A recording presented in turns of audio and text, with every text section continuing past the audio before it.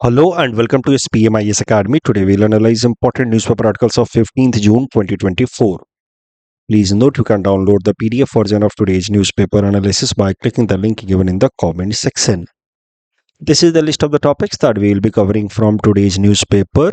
The first article is about New Collective Quantified Goal NCQG. इस article की मदद से जो हम आइडियाज डिस्कस करेंगे वो एसे राइटिंग में भी हेल्पफुल हो सकता है और सीधा सीधा जीएस पेपर 3 एनवायरनमेंट से रिलेटेड है। तो पहले एक बेसिक कॉन्सेप्ट रिवाइज कर लेते हैं एनवायरनमेंट का। आपको पता है कि एक इम्पॉर्टेंट एग्रीमेंट साइन किया गया जिसका नाम है united nation framework convention on climate change UNFCCC। इसको साइन किया गया in the earth summit that was held in 1992 at Rio de Janeiro, Brazil. ये एक इंटर गवर्नमेंटल ट्रीटी है। इसके बारे में ये जो अर्थ समिट है इसके बारे में तो मैंने कई बार आपको बताया है कि यहाँ पे 3 मेजर इंटरनेशनल कन्वेंशन या एग्रीमेंट साइन हुए थे। UNFCCC, UNCBD जो बायोडाइवर्सिटी के प्रोटेक्शन के लिए है and UNCCD conservation combating desertification, United nation convention on combating desertification CCD। तो जो उसमें से सबसे महत्वपूर्ण है वो है united nation framework convention of climate change UNFCCC और 1992 में इसको फाइनलाइज किया गया अर्थ समिट के अंदर। बाद में 1994 में this agreement was brought into force. इसका मेन गोल है ग्रीन हाउस गैसेस के इमिशन को स्टेबलाइज करना, रिड्यूस करना, ताकि ग्लोबल वार्मिंग को हम लोग कर्ब कर पाएं। और इसी United nation framework convention of climate change के अंतर्गत फैसला किया गया वर्ल्ड कंट्रीज द्वारा कि हम लोग साल में एक बार मिलेंगे और उस मीटिंग को कहा जाएगा कॉन्फ्रेंस ऑफ पार्टीज।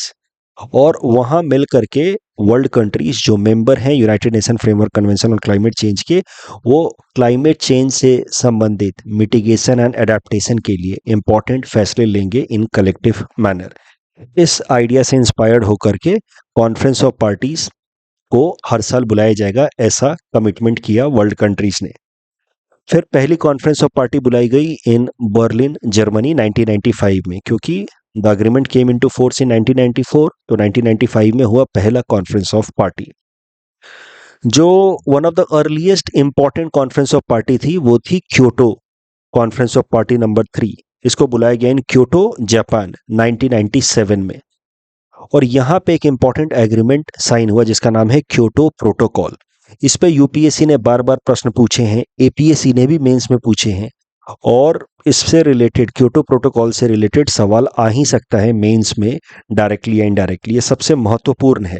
तो देखते हैं क्योटो प्रोटोकॉल में क्या बातें की गई। देखिए, क्योटो प्रोटोकॉल में जो प्रोटोकॉल का मतलब है नॉर्म्स, बाइंडिंग नॉर्म्स, जिनको फाइनलाइज किया गया in conference of party number 3 of united nation framework convention on climate change. इसको चूंकि क्योटो जापान में कंडक्ट कराया गया था, इसीलिए इसका नाम पड़ा Kyoto protocol.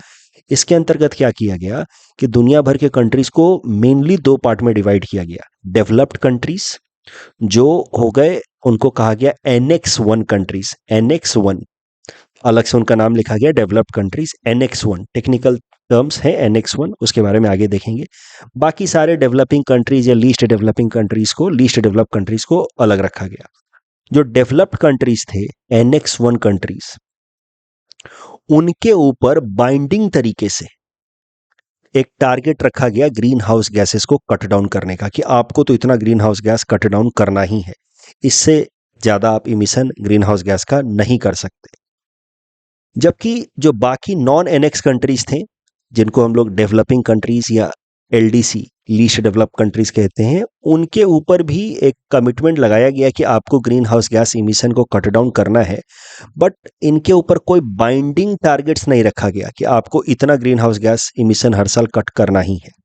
So developed countries known as Annex 1 countries were subjected to binding targets with respect to greenhouse gas emission cut down, जबकि developing and LDC known as non-annex countries, उनके ऊपर कोई बाइंडिंग टारगेट नहीं रखा गया green house gas emission को cut down करने का।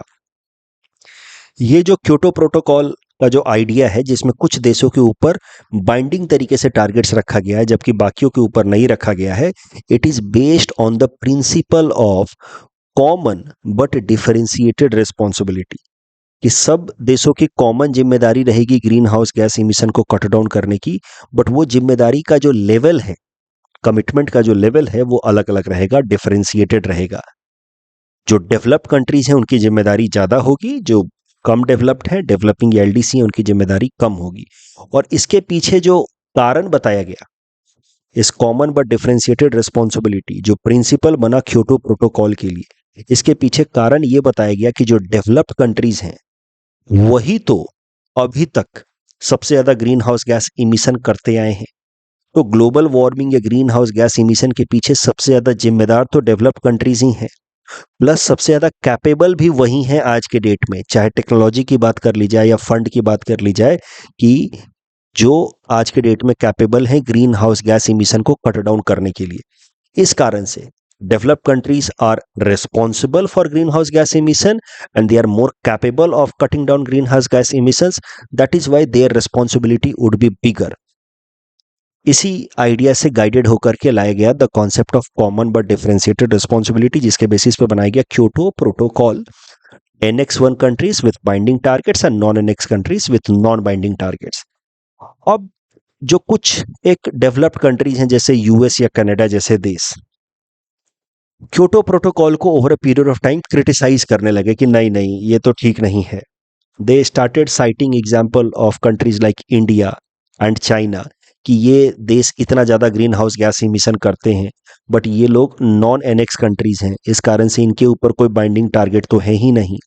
And citing such reasons, US, Canada and other few developed countries, they started criticizing the principle of common but differentiated responsibility. They pulled out of Kyoto Protocol. धीरे धीरे Kyoto protocol जो है वो एक meaningless या redundant norm बनने लगा, क्योंकि ज्यादातर डेवलप्ड कंट्रीज इससे पुल आउट करने लगे। तो जब क्योटो प्रोटोकॉल फेल होने लगा तो फिर वर्ल्ड कंट्रीज ने एक मेजर फैसला किया कॉन्फ्रेंस ऑफ पार्टी नंबर 21 में, जो हुई 2015 में eight Paris.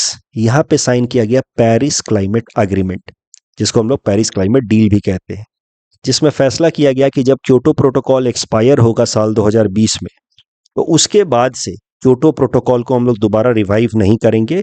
We will come up with a new mechanism to cut down green house gases, और उस न्यू मैकेनिज्म को नाम दिया गया INDC, intended nationally determined contribution, where every country is expected to make their own self-determined commitment regarding greenhouse gas emission. कोई बाहर से external target नहीं दिया जाएगा उनको, हर एक देश खुद अपने कमिटमेंट्स तय करेगा और उनके कमिटमेंट्स को कहा जाएगा INDC, और उन कमिटमेंट्स को अलग अलग देश पूरा करने की कोशिश करेंगे। तो मतलब पेरिस क्लाइमेट डील के अंतर्गत there is no binding target but voluntary commitments, और हर एक देश से उम्मीद की गई कि वो अपने अपने वॉलेंटरी टारगेट्स या कमिटमेंट्स फाइनलाइज करेंगे। इसी कॉन्टेक्स्ट में इंडिया ने अपने लिए पंचामृत स्ट्रैटेजी डेवलप की है, 5 strategies regarding cut down on green house gas emission, जिसको लेकर के हम लोग अलग से सवाल कर चुके हैं। तो जो पंचामृत स्ट्रैटेजी है भारत की, that is India's INDC under Paris climate deal. इसी पेरिस क्लाइमेट डील में टारगेट रखा गया कि by the year 2100 we will ensure कि जो ओवरऑल ग्लोबल वार्मिंग है, जिस कारण से अर्थ का सरफेस टेम्परेचर बढ़ रहा है, वो 1.5 डिग्री सेल्सियस से ज़्यादा ना हो with respect to pre industrial era time, जो 1870 के आसपास माना जाता है। तो कोशिश ये रहे कि 1.5 डिग्री सेल्सियस से ज़्यादा ना हो, बट अगर हो भी जाए तो मैक्सिमम 2 डिग्री सेल्सियस हो by the year 2100 with respect to 1870। उससे ज़्यादा ग्लोबल वार्मिंग ना हो, अर्थ का सरफेस टेम्परेचर ना बढ़े, otherwise it will be catastrophic. तो यहां पे मैंने बस आपको समझाने की कोशिश की है the basis for this idea common but differentiated responsibility. तो देखिए, कोई भी इकोनॉमी 3 स्टेजेस से होकर के गुजरती है। पहले वो फोकस करती है एग्रीकल्चर एंड अलाइड एक्टिविटीज पे, जब उसमें वो सेल्फ सफिशिएंट हो जाती है तो अपने लेबर फोर्स को वो मूव कराती है मैन्युफैक्चरिंग सेक्टर में। तो जैसे अब शुगर केन ना बना करके या कॉटन ना बना करके शुगर केन की फैक्ट्री लगाएगा वो, कॉटन की फैक्ट्री लगाएगा वो। तो जब उसके वर्क फोर्स मैन्युफैक्चरिंग सेक्टर में शिफ्ट होंगे तो फिर एग्रीकल्चर या एलाइड एक्टिविटीज़ का उसका प्रोडक्शन नीचे जाएगा और मैन्युफैक्चरिंग का ऊपर जाएगा, क्योंकि ज़्यादातर वर्कफोर्स इसमें एंगेज हो रहा है। तो ये फिर देश क्या करते हैं कि रॉ मटेरियल जैसे शुगर केन या कॉटन दूसरे देशों से खरीदेंगे और फिनिश्ड प्रोडक्ट्स जैसे शुगर या कॉटन टेक्सटाइल उन देशों को बेचेंगे। तो मैन्युफैक्चरिंग सेक्टर में जब इनका राइज होने लगेगा, जब मैन्युफैक्चरिंग सेक्टर काफ़ी स्टेबल हो जाएगा, पीक कर लेगा, तो धीरे धीरे फिर एक इकोनॉमी जब मैन्युफैक्चरिंग सेक्टर में स्टेबल हो जाती है तो फिर वो मूव करती है सर्विस सेक्टर की तरफ। क्योंकि जैसे जैसे आप ऊपर जाते जाते हैं, हायर इकोनॉमिक एक्टिविटीज़ में एंगेज होते हैं, आपका जो ओवरऑल रेम्यूनरेशन है इकोनॉमी का, यानी कि जीडीपी इकोनॉमी की फास्टर पेस से बढ़ती है। Since upper economic activities require high skill means less ICOR, incremental capital output ratio means with lesser input we can make higher return। और यही कारण है कि हर एक इकोनॉमी इन स्टेजेस से होकर के गुजरती है, फिर वो सर्विस सेक्टर की तरफ जाते हैं। तो आज के डेट में जो ज़्यादातर डेवलप्ड देश हैं वो ओवर एम्फेसाइज कर रहे हैं, या उनके यहाँ पे larger chunk of population is engaged in service sector. और जैसे डेवलप्ड देशों की बात की जाए तो यूएस की बात की जाए, वेस्टर्न यूरोपियन कंट्रीज की बात की जाए जैसे ब्रिटेन, फ्रांस, जर्मनी, तो इनके यहाँ तो सर्विस सेक्टर में ज़्यादा एम्फेसिस है और सर्विस सेक्टर से ज़्यादा ग्रीन हाउस गैस इमिशन होता नहीं है। तो आज के डेट में तो उनका ग्रीन हाउस गैस इमिशन कम है, बट वो लोग इस स्टेज से होकर के गुजर तो चुके हैं, उन लोगों का ओवरऑल इंडस्ट्रियलाइजेशन हो तो चुका है। तो पास्ट में तो उन्होंने खूब सारा ग्रीन हाउस गैस इमिशन किया है और अब वो सर्विस सेक्टर में चले गए तो उनका ग्रीन हाउस गैस इमिशन कम है, बट पहले तो उन्होंने किया हुआ है। और भारत या चाइना जैसे इकोनॉमीज की बात की जाए तो हम लोग तो अभी इस स्टेज में हैं। मैन्युफैक्चरिंग सेक्टर अभी भी हमारा ग्रूम ही कर रहा है, पूरी तरीके से सैचुरेट नहीं हुआ है। तो जो डेवलप्ड कंट्रीज हैं जिन्होंने इस स्टेज को पार करके इधर सर्विस में आ गए हैं, मौजूदा टाइम में भले ही इन करेंट टाइम उनका ग्रीन हाउस गैस इमिशन कम होगा, लेकिन पास्ट में तो ग्रीन हाउस गैस इमिशन के पीछे वही रिस्पॉन्सिबल हैं और उन ग्रीन हाउस गैस इमिशन के कारण वो इंडस्ट्रियलाइज्ड हो गए हैं, तो उनके पास मनी पावर भी है। तो आज के डेट में they are more capable, plus for historical reasons they are more responsible for greenhouse gas emission, and that is why the principle of common but differentiated responsibility was adopted at Kyoto Protocol, जिसको हम लोग polluter pay principle भी कहते हैं। वो बात अलग है कि यूएस या कनाडा जैसे देश इसको अपोज करते रहते हैं। स्टॉकहोम कॉन्फ्रेंस 1972 में, ये जो कोट मैं देने जा रहा हूं इंदिरा गांधी जी का, फॉर्मर प्राइम मिनिस्टर, ये आप एस्से में इस्तेमाल कर सकते हैं, ध्यान से समझिए। 1992 में तो अर्थ समिट हुई, जो मेजर समिट है with respect to environment protection, लेकिन जो one of the earliest environment protection से रिलेटेड अर्थ समिट था वो था 1972 का Stockholm conference, first global conference on environment protection. वहां पे हमारी प्रधानमंत्री इंदिरा गांधी जी ने कहा था, we do not wish to impoverish the environment any further and yet we can not for a moment forget the green poverty of large number of people are not poverty and need the greatest polluter. ये कम से कम कुछ नहीं तो ये वाला coat याद कर लीजिए। तो वो ये कहना चाह रही हैं कि आज हम लोग इन्वायरमेंट प्रोटेक्शन, क्लाइमेट चेंज के नाम पे हम लोगों ने अगर अपना इंडस्ट्रियल डेवलपमेंट को रोक दिया तो हम लोग गरीब के गरीब रह जाएंगे, और गरीबी अपने आप में एक बड़ा पॉल्यूटेंट है। तो इंदिरा गांधी जी इस कोट से इनडायरेक्टली ये इशारा कर रही हैं कि जिन देशों ने अभी तक पॉल्यूशन किया है और अब वो सर्विस सेक्टर में चले गए हैं, रिच हो गए हैं, वो देश ज़्यादा जिम्मेदारी लें ग्रीन हाउस गैस इमिशन को कट डाउन करने का और बाकी दुनिया को मदद करने का। तो इंदिरा गांधी जी का ये जो कोट है कि poverty itself is a pollutant, ये रिफ्लेक्ट करता है हमारे भारत जैसे या बाकी जो डेवलपिंग कंट्रीज हैं इनके डायलेमा को। अगर हम इंडस्ट्रियल डेवलपमेंट ना करें तो हम पॉवर्टी का शिकार बनेंगे, इंडस्ट्रियल डेवलपमेंट करते हैं तो ग्रीन हाउस गैस इमिशन होगा, क्लाइमेट चेंज होगा। तो इट्स अ डायलेमा, और इसमें कहीं ना कहीं हमें एक बैलेंस अप्रोच रखना होगा जिसको हम लोग कहते हैं सस्टेनेबल डेवलपमेंट। कुछ दिनों पहले ही मैंने आपको बताया कि इंडिया अभी भी कोल बेस्ड प्रोडक्शन कर रहा है मेजरली पावर नीड्स को मीट करने के लिए, और आने वाले टाइम में हम उसको बढ़ाना चाहते हैं ना कि घटाना चाहते हैं कोल बेस्ड प्रोडक्शन को। That is reflection of reality that pollution poverty is the biggest pollutant, और पोवर्टी को तो कर्व करना है, इंडस्ट्रियल डेवलपमेंट तो करना है। और जिन देशों ने पहले globe green house gas emission ज्यादा किया है उनको ज्यादा बड़ी जिम्मेदारी लेनी होगी।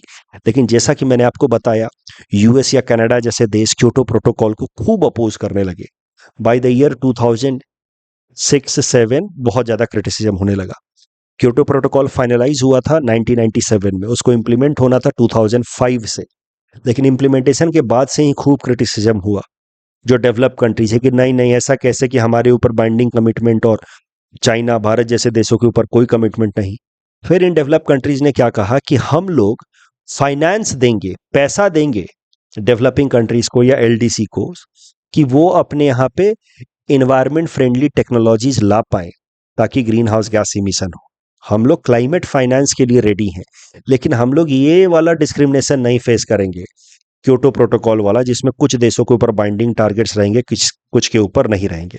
ये सब बातें करके डेवलप्ड कंट्रीज ने Copenhagen summit, conference of party number 15 of UNFCCC, जो 2009 में हुआ, उसमें इन्होंने प्रॉमिस किया कि भाई देखो, साल 2020 के बाद से हर साल हम लोग $100 बिलियन का फंड देंगे डेवलपिंग कंट्रीज को और एलडीसीज को, ताकि आप लोग अपने लिए ग्रीन टेक्नोलॉजीज को अडॉप्ट कर पाओ और ग्रीन हाउस गैस इमिशन को कट डाउन कर पाओ। इतना हम फंड दे देंगे, हम पैसा दे देंगे, लेकिन ये बाइंडिंग टारगेट वाला प्रॉब्लम या कमिटमेंट हमारे ऊपर मत डालो।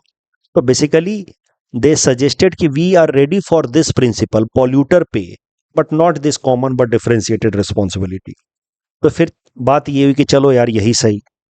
और कोपेनहेगन समिट में ये जो क्लाइमेट फाइनेंस की बात की गई, $100 बिलियन बाय ईयर 2020, इसको नाम दिया गया, $100 बिलियन एवरी ईयर जो दिया जाएगा, इसको नाम दिया गया ग्रीन क्लाइमेट फंड, जो आप कह सकते हैं कि कोपेनहेगन समिट में इसका प्रपोजल दिया गया। और अगले साल 2010 में कैनकन समिट में इसको स्टैब्लिश कर दिया गया कि एक फंड रहेगा ग्रीन क्लाइमेट फंड, जिसको मैनेज करेगा वर्ल्ड बैंक स्टार्टिंग के दिनों में। इसमें 2020 के बाद से हर साल डेवलप्ड कंट्रीज $100 बिलियन डालेंगे, जिसकी मदद से, उन फंड की मदद से डेवलपिंग कंट्रीज एंड एलडीसी अपने अपने देशों में ग्रीन टेक्नोलॉजीज को इंप्लीमेंट करेंगे, जिससे ग्रीन हाउस गैस इमिशन को कट डाउन किया जा सकेगा। फिर तो ये तो बात हो गई, 2009 में कोपेनहेगन समिट में प्रपोजल आया, 2010 के कैनकन समिट में ग्रीन क्लाइमेट फंड बना दिया गया। जब पेरिस क्लाइमेट डील साइन हुआ ना 2015 में, 2015 में कॉन्फ्रेंस ऑफ पार्टी नंबर 21 में, तो वहां पे फिर ये भी बात हुई कि 2020 से तो $100 बिलियन दिया जाएगा डेवलप कंट्रीज द्वारा, बट 2025 ऑनवर्ड्स, 2025 के ऑनवर्ड्स, ये $100 बिलियन का अमाउंट भी हर साल थोड़ा थोड़ा बढ़ाया जाएगा। This must be increased year after year. ये बात हो गई पेरिस क्लाइमेट डील में। देयर वाज अ प्रॉमिस कि the world countries, developed countries would increase this amount from 2025। अब मेन सवाल तो ये है कि 2025 के बाद से बढ़ाओगे $100 बिलियन, वो तो सेकेंडरी मैटर है। 2020 के बाद से जो कमिटमेंट किया था आपने ग्रीन क्लाइमेट फंड में डेवलप कंट्रीज ने, वो भी ठीक से पूरा नहीं हो रहा है। हर साल $100 बिलियन फंड कहाँ आ रहा है? नहीं आ रहा है। ओईसीडी कंट्रीज, बेसिकली ये ग्रुप है OECD, organisation of economic cooperation and development, ये रिच देशों का ग्रुप है, यानी कि डेवलप्ड देशों का ग्रुप है। इस ओईसीडी ग्रुपिंग ने कहा कि साल 2022 में $100 बिलियन तो गया था, 2021 में तो नहीं हुआ, 2020 में नहीं हुआ, लेकिन 22 में तो $100 बिलियन गया था। बट अगर डेवलपिंग कंट्रीज की माने तो उनका कहना है कि ऐसा कुछ नहीं है, झूठ बोल रहे हैं। ये कई सारे फंड को डबल काउंटिंग कर रहे हैं, इनोवेटिव अकाउंटिंग कर रहे हैं। इनोवेटिव अकाउंटिंग मतलब, देखिए अकाउंटिंग में इनोवेशन का कोई स्कोप नहीं होता। अकाउंटिंग का मतलब जैसे है वैसे आप डेटा फिगर्स बताएं। इनोवेटिंग अकाउंटिंग मतलब इधर का हिसाब उधर मिला दो, उधर का ऐसे करके कुछ भी अपने हिसाब से डेटा दिखा दो। डबल काउंटिंग मतलब एक ही चीजों को दो बार काउंट कर दो। तो डेवलपिंग कंट्रीज का कहना है कि 2022 में भी $100 बिलियन आया नहीं है। ओईसीडी कह रहा है कि नहीं, 2022 में $100 बिलियन आया है। डेवलपिंग कंट्रीज कह रहे हैं कि अभी डबल काउंटिंग कर रहे हैं, आप इनोवेटिव काउंटिंग कर रहे हैं। ठीक है, वो बात अलग है। मुद्दा ये है कि 2025 के बाद से फंड को और बढ़ाना है। प्रॉब्लम तो ये है कि 2020 से लेकर के 25 तक जो $100 बिलियन देना था, वो भी नहीं आ रहा है ठीक से। तो जैसा कि मैंने आपको कहा, 2015 में पेरिस एग्रीमेंट में फैसला हुआ था कि the sum of $100 billion will be increased after 2025। अब किस हिसाब से उसको बढ़ाया जाएगा, उसके लिए क्या नियम होगा, उसके लिए एक फ्रेमवर्क बनाया वर्ल्ड कंट्रीज ने, जिसका नाम है न्यू कलेक्टिव क्वांटिफाइड गोल, NCQG, कि किस हिसाब से 2025 के बाद से $100 बिलियन के ऊपर से एडिशनल फंड जाएगा। वो नेगोशिएट कर रही हैं वर्ल्ड कंट्रीज अभी, और जिस तरीके से नेगोशिएशन हो रहा है उसको नाम दिया गया है न्यू कलेक्टिव क्वांटिफाइड गोल, कि what will be our quantified goal post 2025। इसके लिए हाल फिलहाल में UNFCCC के अंतर्गत बॉन जर्मनी में एक स्पेशल मीटिंग हुई, जिसपे फैसला किया गया कि अब 2025 तो आ ही रहा है, अगले साल बैठ करके ये न्यू कलेक्टिव क्वांटिफाइड गोल तय कर लिया जाए कि 2025 के बाद से $100 बिलियन के ऊपर से एडिशनल फंड कैसे दिया जाए। यहाँ पे डेवलप्ड कंट्रीज और डेवलपिंग कंट्रीज आपस में लड़ गए। डेवलपिंग कंट्रीज कह रहे हैं कि यार ये न्यू कलेक्टिव क्वांटिफाइड गोल तो बाद में तय करेंगे, पहले ये $100 बिलियन ग्रीन क्लाइमेट फंड वाला तो दो हर साल। OECDs कह रहे हैं, जो डेवलप्ड कंट्रीज के रिप्रेजेंटेटिव्स हैं, कि दे तो रहे हैं यार $100 बिलियन, ये कह रहे हैं कहाँ दे रहे हो। अभी वहीं को इसी चीज को लेकर के डिस्प्यूट हो गया ग्रीन क्लाइमेट फंड को लेकर के $100 बिलियन पर ईयर। ये न्यू कलेक्टिव क्वांटिफाइड गोल क्या ही फाइनल होता। तो मुद्दा यह है कि बॉन में जो स्पेशल मीटिंग हुई वहां पे ये new collective quantified goal final हो नहीं पाया। No decision was taken in Bonn. अब जो कॉन्फ्रेंस ऑफ पार्टी नंबर 29 होगी इस साल नवंबर में of united nation framework convention of climate change at Baku Azerbaijan, उम्मीद है कि क्या पता वर्ल्ड कंट्रीज वहां पे न्यू कलेक्टिव क्वांटिफाइड गोल तय कर ले। बट जरूरी यह है कि न्यू कलेक्टिव क्वांटिफाइड गोल NCQG से पहले ग्रीन क्लाइमेट फंड जो हर साल $100 बिलियन देना था वो मिलना शुरू हो जाए, और जो पुराने सालों में नहीं मिला है उसको भी पहले कंपनसेट किया जाए, फिर ये न्यू कलेक्टिव क्वांटिफाइड गोल की बात होगी। ग्रीन क्लाइमेट फंड के ऊपर यूपीएससी ने 2015 में ये प्रीलिम्स में प्रश्न पूछा था। Please attempt this question and submit the answer in the comment section. Kyoto protocol पे यूपीएससी ने साल 2022 में ये प्रश्न पूछा था। देखिए, Kyoto protocol will always remain evergreen idea, Kyoto protocol and Paris climate deal. क्यों? क्योंकि क्योटो प्रोटोकॉल का जो कॉन्सेप्ट है कॉमन बट डिफरेंशिएटेड रिस्पॉन्सिबिलिटी या पॉल्यूटर पे प्रिंसिपल, उस पर कभी भी प्रश्न आ सकता है। और INDC का जो कॉन्सेप्ट है पेरिस क्लाइमेट डील का, उस पर कभी भी प्रश्न आ सकता है। तो मैंने हिंट्स यहां दे रखा है, आप देख करके एक बार इस क्वेश्चन को अटेम्प्ट कीजिए। क्योटो प्रोटोकॉल पे यूपीएससी ने साल 2022 में ये 15 मार्कर का प्रश्न पूछा था। Next is about uranium enrichment. Iran fulfils threat to enrich uranium. Iran uranium enrich कर रहा है जिससे न्यूक्लियर वेपन बनाया जा सकता है। देखते हैं क्या है मामला। मैं इस आर्टिकल को इसलिए कवर कर रहा हूं ताकि आपको यूरेनियम इनरिचमेंट से क्या क्या चीजें होती हैं, कैसे उससे न्यूक्लियर वेपन तक बन सकता है, वो समझा सकूं। सो ये आर्टिकल इंटरनेशनल रिलेशंस कम साइंस एंड टेक का ज्यादा है। देखिए समझिए, यूरेनियम एक फिसाइल मटेरियल है। फिसाइल मटेरियल का मतलब है कि यूरेनियम को ब्रेक किया जा सकता है into 2 smaller nucleus, barium and krypton. अगर आप यूरेनियम 235 जो यूरेनियम का एक आइसोटोप है उसके ऊपर न्यूट्रॉन से अटैक करें तो यूरेनियम ब्रेक कर सकता है। फ्यूजन रिएक्शन हो सकता है यूरेनियम के न्यूक्लियस का, और वो ब्रेक करके बैरियम और क्रिप्टन 2 छोटे छोटे न्यूक्लियस बना सकता है। उस प्रोसेस में बहुत सारा न्यूक्लियर एनर्जी रिलीज होता है in the form of heat, और साथ ही साथ 3 और न्यूट्रॉन्स रिलीज होते हैं। ये 3 जो न्यूट्रॉन्स रिलीज हो रहे हैं ये फिर नए सेट ऑफ यूरेनियम न्यूक्लियस के ऊपर जाकर के अटैक कर सकते हैं और उनको ब्रेक कर सकते हैं। फिर वहां से 3 और नए न्यूट्रॉन्स रिलीज होंगे, और इस तरीके से एक चेन रिएक्शन शुरू हो सकता है। देखिए, ये यहाँ पे आप देखिए, ये एक्सेलरेटेड न्यूट्रॉन आया, इसने हिट किया इसको यूरेनियम के न्यूक्लियस को, और ये ब्रेक हो गया बैरियम और क्रिप्टन में, और साथ ही साथ 3 और न्यूट्रॉन इसने अपने साथ बना दिए, और ये न्यूट्रॉन फिर आगे जाकर के यूरेनियम न्यूक्लियस को अटैक करेंगे, और इस तरीके से चेन रिएक्शन होता है। और चेन रिएक्शन जब होगा तो excessive amount of heat release होगी, जिसकी मदद से हम लोग या तो इलेक्ट्रिसिटी प्रोड्यूस कर सकते हैं, नहीं तो न्यूक्लियर बॉम्ब बना सकते हैं। तो इसीलिए कहा जाता है uranium 235 is fissile because it can go through fission reaction and release a lot of energy, and that energy could be used for peaceful purposes making nuclear power or destructive purposes making nuclear bomb. अब uranium अगर बात की जाए, originally जो nature में मिलता है वो मिलता है in combination of two isotopes of uranium. दो यूरेनियम के आइसोटोप्स कंबाइंड होकर के मिलते हैं, यूरेनियम 235 एंड यूरेनियम 238। यूरेनियम जो 235 है, ये नेचुरल यूरेनियम, जैसे ये है मान लीजिए नेचुरल यूरेनियम, आप यूरेनियम को एक्सट्रैक्ट करोगे ना, तो जो नेचुरल यूरेनियम मिलेगा उसमें 99.2% यूरेनियम 238 रहता है, जो ब्लू कलर से यहाँ हमने दिखाया है, जबकि ओनली 0.8% यूरेनियम 235 रहता है, जो हमने रेड कलर से दिखाया।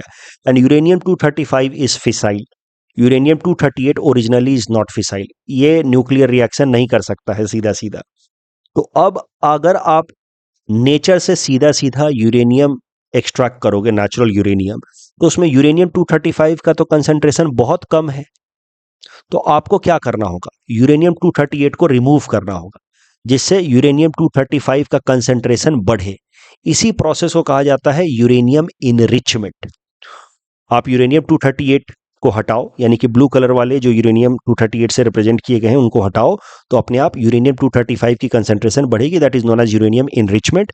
अगर आप यूरेनियम 235 का कंसंट्रेशन जो नेचुरली 0.8% था उसको बढ़ा करके आप 4% तक ला दोगे, तो फिर आप इस यूरेनियम का इस्तेमाल कर सकते हो फॉर पावर प्रोडक्शन। लेकिन अगर आपको वेपन बनाना है तो फिर आपको यूरेनियम को इनरिच करना होगा up to the level of 90%, यानी कि जो भी यूरेनियम कॉम्पोजिशन होगा उसमें सिर्फ 10% यूरेनियम 238 हो, बट 90% यूरेनियम 235 हो, तभी जाकर के आप उससे यूरेनियम वेपन बना सकते हैं, न्यूक्लियर वेपन बना सकते हैं। और ईरान ने क्या किया हाल फिलहाल में, अपने यूरेनियम का इनरिचमेंट करना शुरू किया है टू द वेपन लेवल, यानी कि 90% तक इनरिचमेंट करना शुरू किया है। अभी तक ईरान के पास कई सारे न्यूक्लियर पावर प्लांट्स हैं, तेहरान में है, नतांज में है, और उसके अलावा बुशहर में है, फोर्डो में है।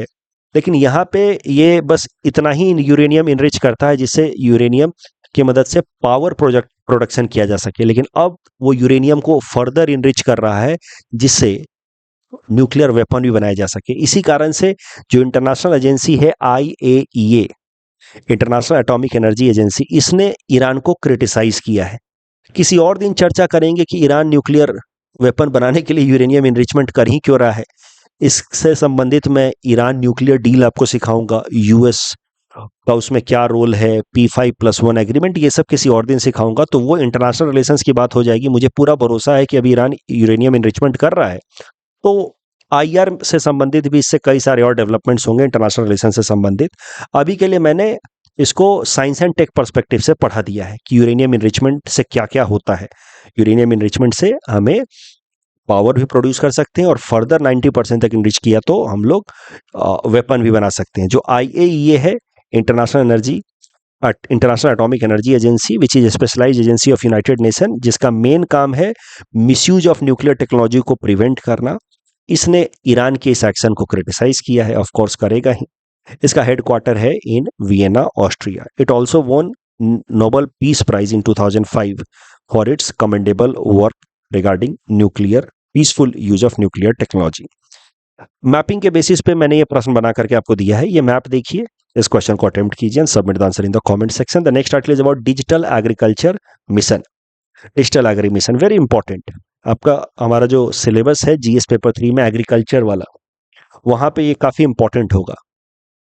हाल फिलहाल में भारत सरकार ने लॉन्च किया है डिजिटल एग्री मिशन।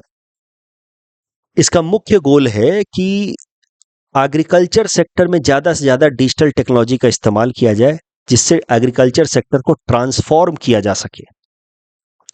इसमें क्या क्या चीजें की जाएंगी, फार्मर्स का पूरा डेटाबेस, कौन कौन फार्मर हैं, कितनी उनकी जमीनें हैं, ये पूरा डेटाबेस डिजिटल तरीके से, कि उनकी कितनी लैंड होल्डिंग है, कौन कौन सा क्रॉप कल्टीवेट कर रहे हैं, कितना एवरेज इनकम है, ये सारे डिटेल कैप्चर किए जाएंगे।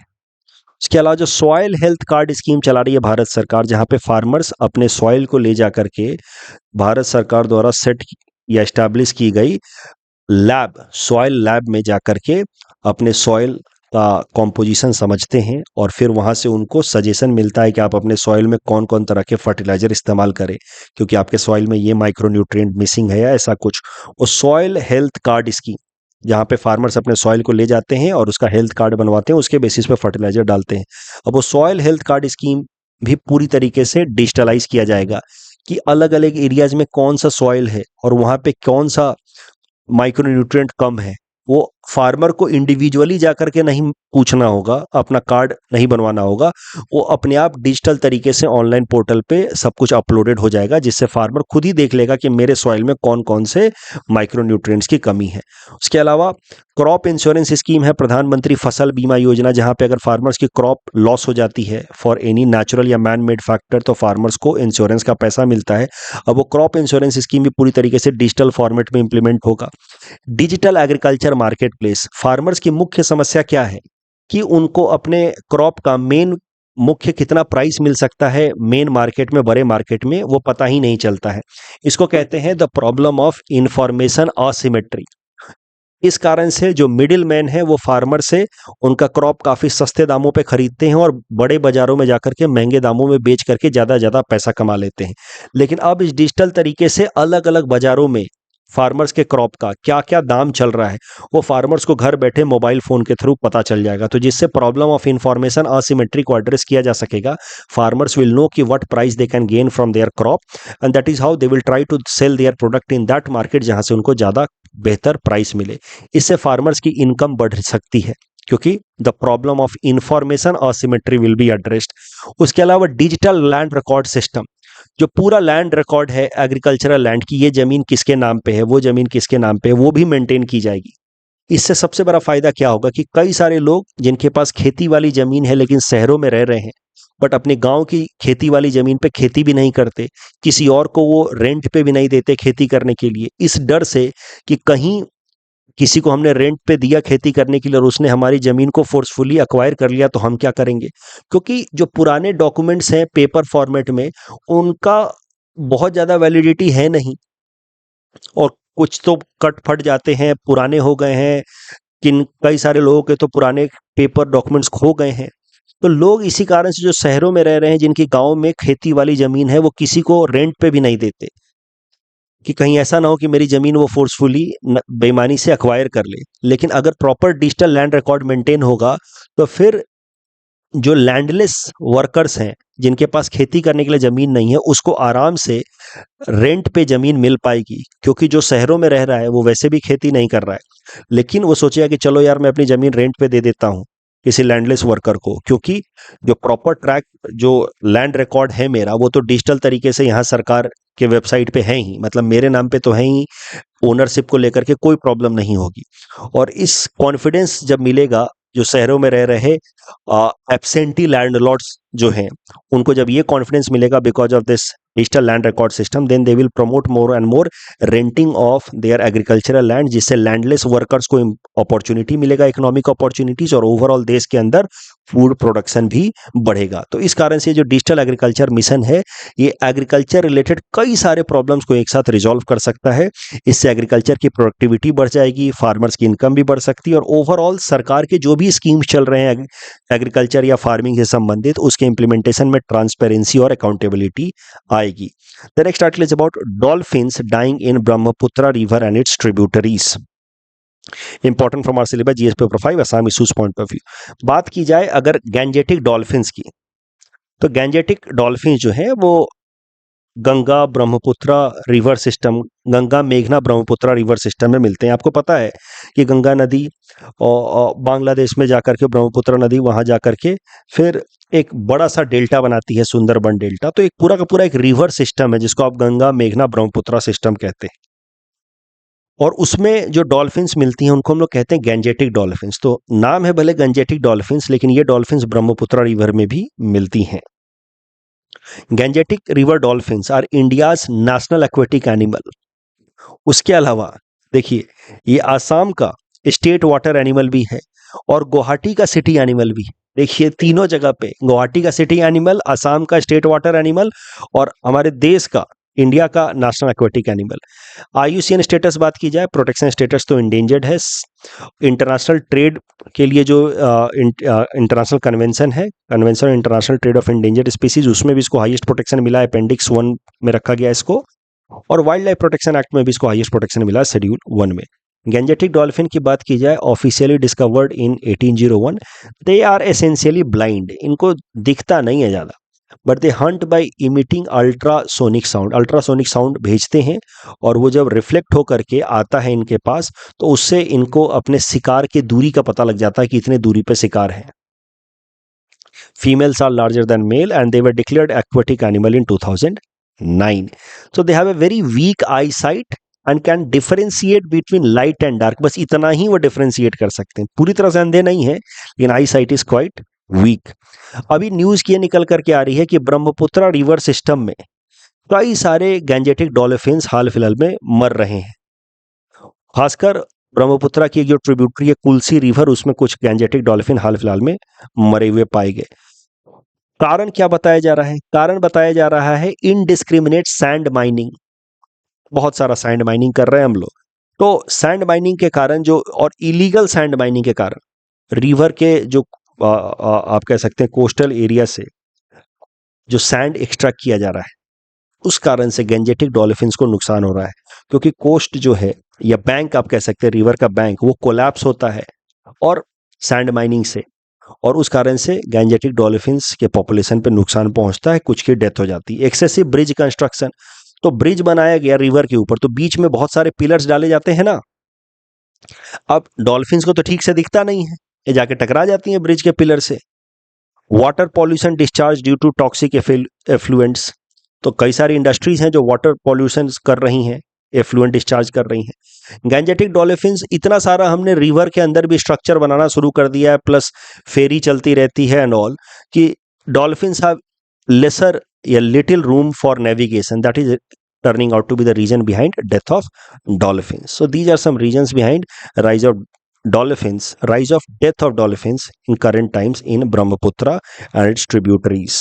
ये सब इंपॉर्टेंट ट्रिब्यूटरीज है ब्रह्मपुत्रा के, एक बार देख लीजिए, जरूरत पड़े तो जल्दी से मेंस में इनको बना दीजिएगा।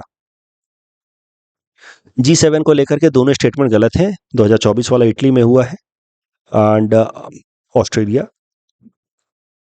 Not a member. Mercy petition को लेकर के तीनों स्टेटमेंट इनकरेक्ट है। That's all from our side for today. Thanks for watching.